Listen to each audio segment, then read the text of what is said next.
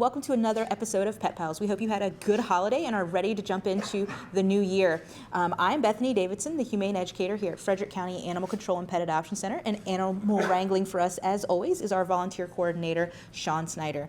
And today I want to talk about some of our older animals.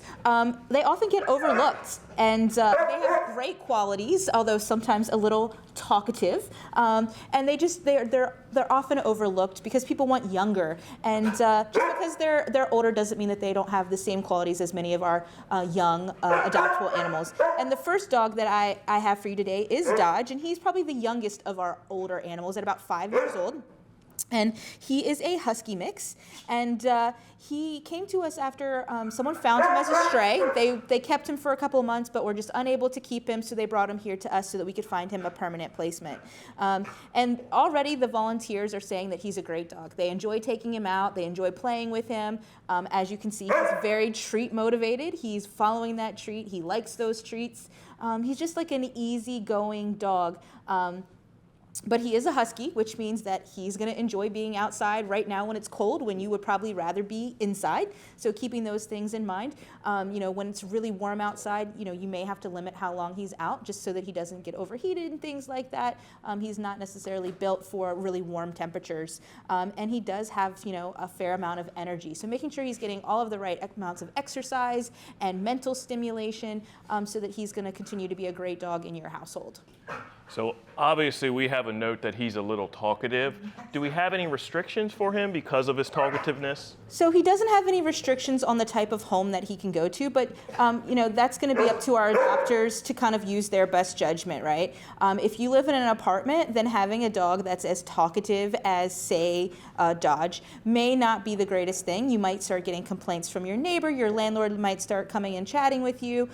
Same thing if you live in a townhouse, depending on how insulated those walls are. We don't want anybody's neighbors to complain about how chatty Dodge is and then have Dodge end up back here at our facility. So you want to make sure that you're always taking all of those things into consideration when you're making those choices as to what animals you want to apply for.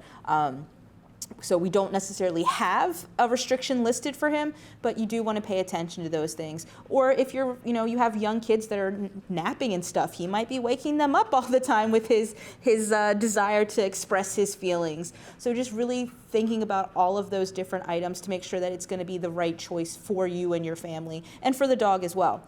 Because he is listed as a senior here at 5 years old, we do have discounts on our adoption fees for those animals. So any animals, cats, dogs, 5 and up get a $20 discount from 5 to 9, and then 10 and up, they actually get a $40 reduction in their adoption fee. So there is a little bit of incentive there to maybe look at some of these guys that are often overlooked, that can go to some extra toys, extra treats, maybe a little bit of vet care if necessary. If you're interested in making an appointment to visit with Dodge, you can do so by going to visit fcac.as.me. Our next dog is Julie, and she is one of my favorite dogs, and she just has a lot of personality. She's a spunky older lady. I really enjoy all the aspects of her personality. She's about 7 years old, and Julie came to us. Her story is really quite sad. She was a dog that lived with one owner for basically her entire life, and then in May, her owner passed away, and unfortunately, the next of kin were unable to keep Julie, so they brought her here to us so that we could find her another family for that second chapter, if you will, of her life. Julie is listed as a pitbull mix, but we are all convinced that there's something else going on there. She just doesn't have that standard pitbull face. We often say we see like maybe some Boston terrier or something in there. It's just funny because she has this really like small dog head, and then she's got like chunky piggy pitbull body. So she's a unique dog. She is a dog that with people that she's comfortable with, she's amazing. She wants to sit at at your feet while you're working. She wants to sit next to you if you're in her kennel on the bed. She enjoys, seeing you. She gets so excited when you approach her kennel. She's like, we're going for a walk. Oh my gosh, this is the best thing ever. And then, she's excited to go out. And then all of a sudden she's like, I'm done being outside. And she will direct you back to where she wants to go. She definitely has a perspective and a point of view. She enjoys playing when she likes to play. And when she doesn't, she doesn't. She's a huge fan of a Kong. She likes a frozen Kong. We discovered that she doesn't like puzzle feeders because she thinks it's too much work. So she will just stare at those. She's not as into those games. She's like, I shouldn't have to work this hard for my food. She is great with other animals. She's lived previously with other cats. She's our go-to dog when we are testing dogs and our cats and their reaction to dogs. We walk her through the cat floor. She's super, chill. It gives us a chance to see how the cats will react without kind of, making them feel as upset because she's just so uninterested. She's also our go-to dog for dog testing other dogs. We do her with parallel walks. The information we got said that she wasn't great with other dogs, and we found that to be completely untrue.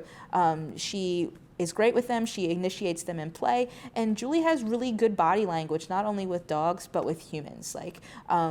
She is a dog that is fearful of strangers. And the great thing about Julie is that because her body language is so clear, you know how she's feeling, and you know not when to engage. She will basically, her classic move is to turn away from you and ignore you. But she's a dog that you're going to have to date. You're going to have to meet with her a couple of times. She's not going to just fall in love with you from the first meeting because you're new and you're strange, and she needs to feel comfortable with you. But it's definitely worth the wait and the effort because she's going to make a fantastic pet. She's, pretty low maintenance in terms of, walks and activities and exercise, but she does have some things that make her a little bit higher maintenance. So Julie's been with us for over 235 days, which makes her our longest dog resident. Why do you think she's not getting looked at as much? So one of those things is definitely going to be what we talked about. She's fearful of strangers. She's not, a lot of people want that, I have an immediate connection. This is the one for me. And you're not going to get that with Julie. She's going to come up and take a treat and then walk away from you and not look at you. And then you give her another treat and she's going to come up and take the treat and then walk away from you. And also she has some medical issues.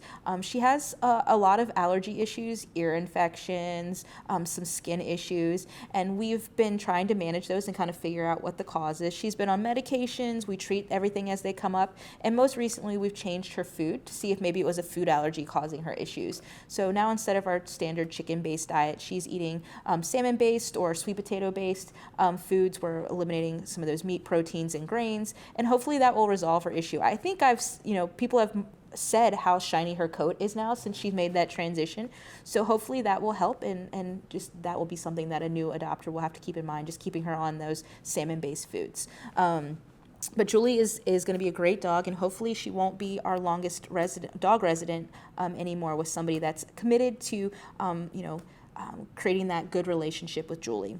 If you are interested in meeting Julie, just like with any of the other animals, you want to book an appointment by going to visit fcac.as.me. If you have any questions about Julie, you want to know some more information, how can you win her over before you come to visit, feel free to give us a call. Our main number is going to be 301-600-1546. The next dog that we have for you is Saul, and he is a guy that I've quickly fallen in love with. He's another one of our older dogs. He has that great gray muzzle, and I think it's so cute and endearing. He's just got that great little salt and pepper look to him. We have him listed as about 6 to 7 years old, and aging the dogs when we don't have a history is not an exact science. We've had some discussions back and forth about what his age is, and if you were to adopt Saul and take him to your vet might have a different interpretation of his age. We look at overall body condition, teeth. His teeth are pretty worn, and he's missing some of them, so it makes it harder to judge. Sometimes when they're out as strays, we don't know, what they've been eating, chewing on. Sometimes in kennels, they'll chew on the kennels, and that can have a wearing on their teeth. But he's a fantastic dog. He does take a little bit of time to warm up to strangers. So when you approach his kennel, he is one that may bark and kind of lunge forward at the cage a little bit. But when you meet him outside, his personality completely changes. When they're in those kennels, if they have a little bit of trepidation with strangers, they have nowhere to go, right? So they get into that fight or flight, and there's nowhere to flee to. So then you get the barking to try to make you go away. But once he's outside, he turns into this. He's playful and affectionate, and he loves treats, and he just wants to sit and get all the pets and all the rubs, and he's really a joy to be around. I was watching him outside on a walk when the kennel techs were doing their walk the other day, and he was great walking past the other dogs and showed some interest. So he has a ton of potential, but as an older dog with some medical, you have to be prepared for those financial expenses as well. So Saul's been with us since the end of November, and he just made his way to the adoption floor. Is there a reason for that? So there was a couple of different reasons for that. So the first being just his reaction when strangers were walking by his kennel. We wanted to, give him an opportunity to adjust to the environment, to get used to it, so that, when we put him out, he's not going to be as off-putting to potential strangers and potential adopters. But also he does have some medical.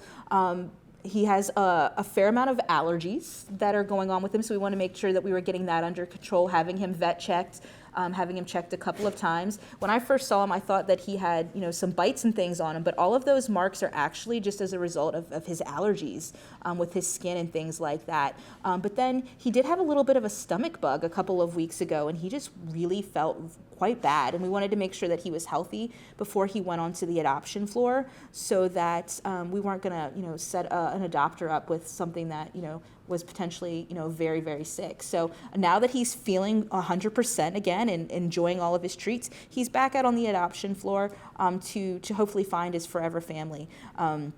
If you are interested in Saul, he's actually not on our main adoption floor. He's in that secondary room, but he's easy to spot, and you can book an appointment to meet with him by going to visit fcac.as.me.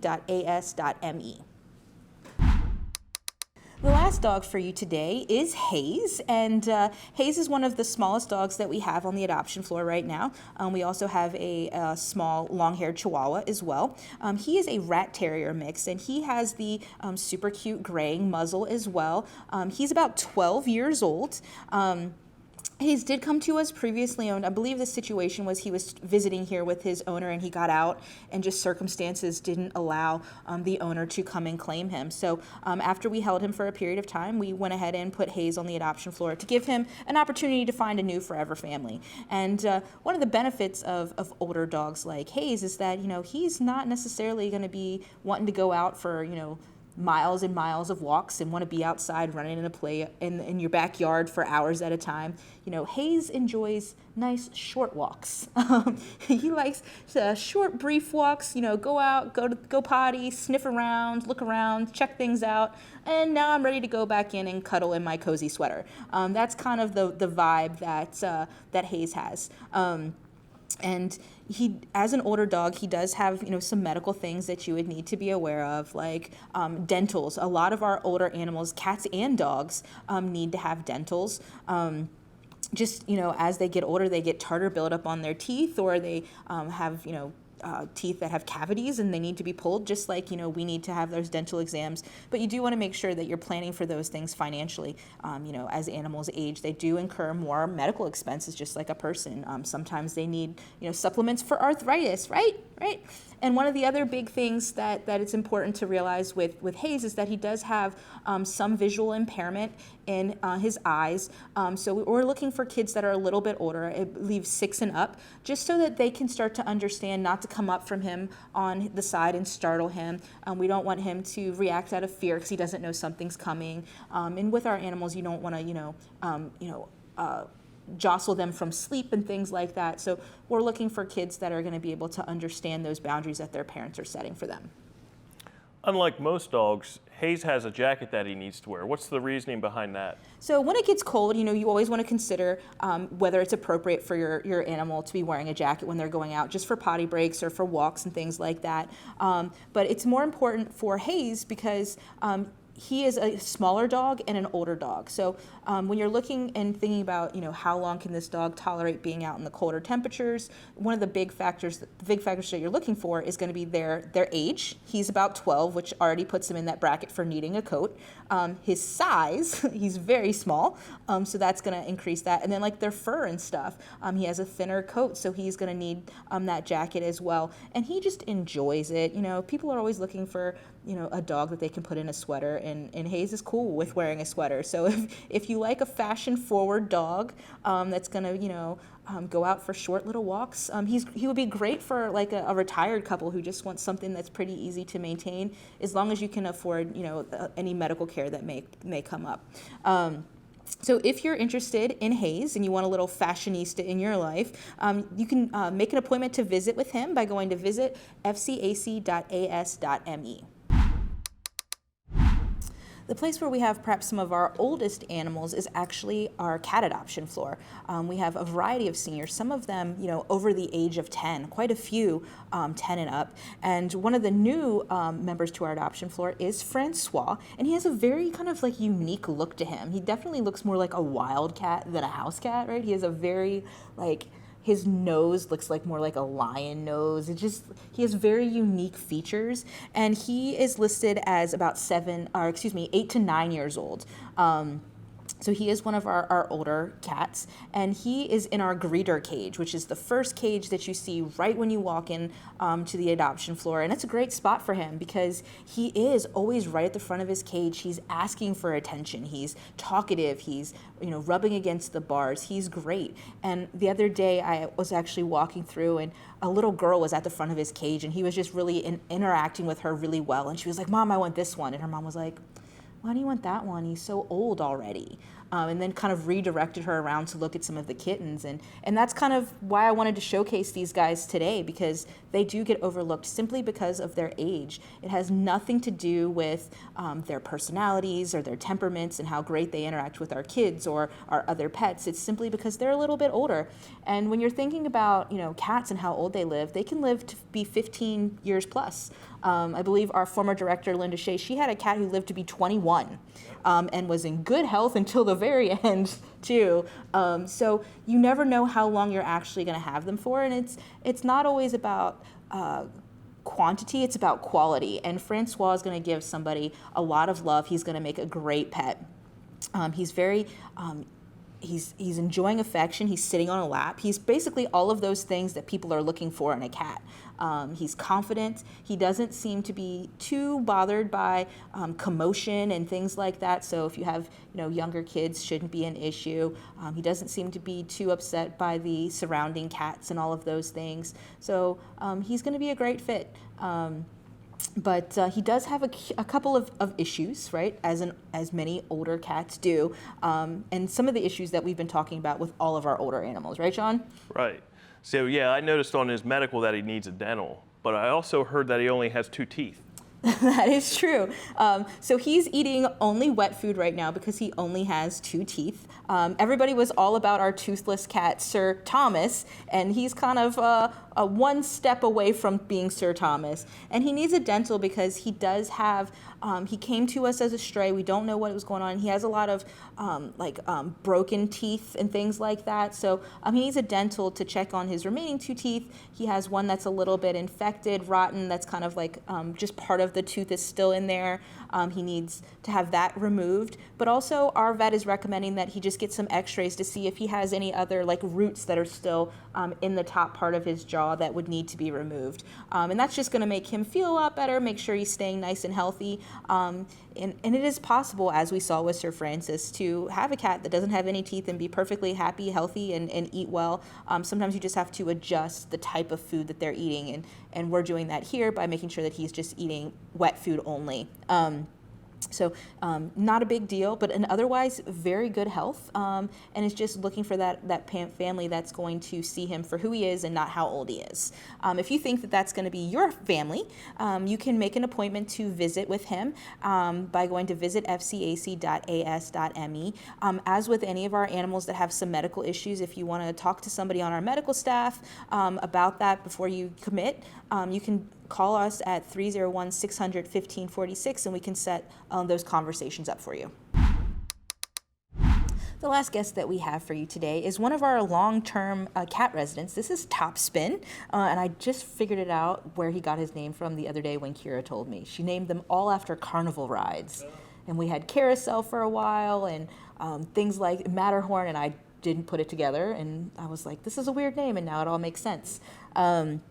He is about 7 to 8 years old, and he came in as a stray back in August, and he is often overlooked, not just because of his age, but because he's a shy cat initially. He likes to hang out in his bed under his hammock, and he's perfectly content chilling on his own. But if you spend a little bit of time with him, and I mean just like you sit there quietly with the cage door open for a minute, he starts to work his way out, and then he's this. He just wants to sit on your lap and be, lavish with attention. He's very calm and he's very relaxed, but it does take him a little bit of time. And because he's under the hammock, just, hanging out, not begging for attention, he doesn't get seen by a lot of people. One of our volunteers actually spends a lot of time, and he's her favorite, and she's always asking me and begging me to put him on the show. So today, this is his opportunity to shine.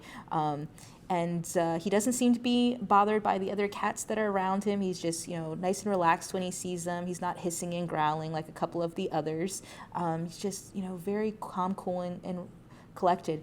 But when he gets to a new home, expect a little bit of a different behavior. If you look at his behavior assessment, it's going to say things that don't indicate what you see here on the show. It's going to say that he's hiding and he doesn't want to come out and he's very tense when he's being petted. And those were all assessments that were done in August when he first arrived, when he was really scared and he was in a new environment. So you want to expect at least a couple of days of that in your new home when he moves in there, just because he's unfamiliar. And then over a couple of weeks, days, then he'll start to turn into what you're seeing here and what you'll probably interact with on our adoption floor.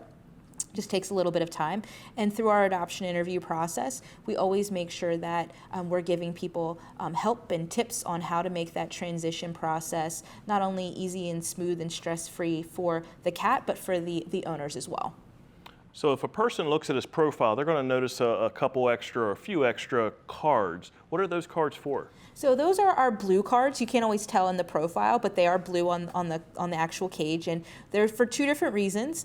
Sometimes it's like, am I using my litter box? And sometimes it's for what am I eating? And in Topspin's case, those are all what am I eating cards. He's what we call a picky eater. When he first got here, we always offer, our standard diet to the animals, and he wasn't feeling that. He wasn't eating that. So for a while, he got smorgasbords with different bowls, and then it was offering him different items and seeing what he was eating, what he wasn't eating. And all of those cards document what we've been given, what we've been trying to find out what he eventually likes. And then if you're visiting him, you'll notice now he has a very specific card that hangs on his cage that says, this is what I eat. So since he doesn't eat the standard diet, and I think he's not eating necessarily the highest quality, I think he eats a combination of things. But that's what he feels comfortable eating. And it's more important that the animals eat, especially here in this stressful shelter environment, than that they're eating the highest quality food. So you always want to pay attention to those things. And you can always refer back to those cards once you've adopted him. If he's having a period where he's not eating, you can check through those in your profile. And because we do provide them to you, so you can say, oh, he was eating this, he was eating this. So you can kind of get more of an idea of what maybe he would be willing to try. But we always let you know what he's eating at the time of his adoption. So if you want to meet Topspin here and make him no longer one of our longest residents, but the newest resident of your household, you want to book an appointment by going to visit fcac.as.me. We hope that you enjoyed meeting some of our senior residents, and we hope that you'll be tuning in again in 2 weeks when we introduce you to the newest animals available for adoption here at Frederick County Animal Control.